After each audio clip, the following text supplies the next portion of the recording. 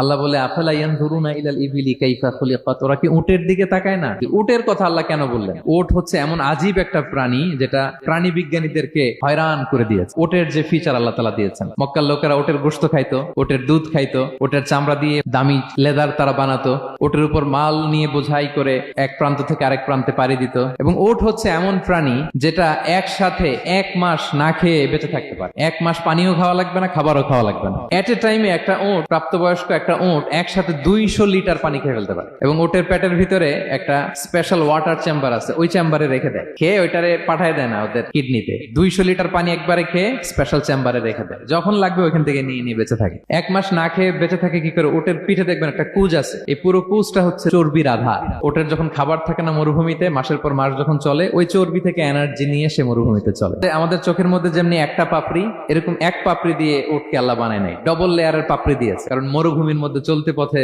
লু হাওয়া থাকবে, মরুভূমির সাইমুম, বালুর ঝড়, এই ঝড় মোকাবেলার জন্য, লু হাওয়া মোকাবেলার জন্য ডবল লেয়ারের চোখের পর্দা। একটা পর্দা ফেলে রাখে আর একটা খুলে সে হাঁটতে থাকে, তার কিছুই হয় না। সুবহানাল্লাহ। এবং মরুভূমির মধ্যে যে ক্যাকটাস আছে, গুলমলতা, বড় বড় কাঁটা জাতীয় গাছ, যেই কাঁটা পৃথিবীর কোনো প্রাণী খেতে পারবে না, কিন্তু একটা উট অনায়াসে খেয়ে ফেলতে পারে। উটের জিহ্বাকে এবং পাকস্থলীকে আল্লাহ এমন স্পেশালি মেড করেছেন, যত কাঁটা দিবেন খেয়ে সাবার, ওর কিছুই হয় না। আরে উটকে নিয়ে গবেষণা করলেই তো উটের মালিককে খুঁজে পায় তারা।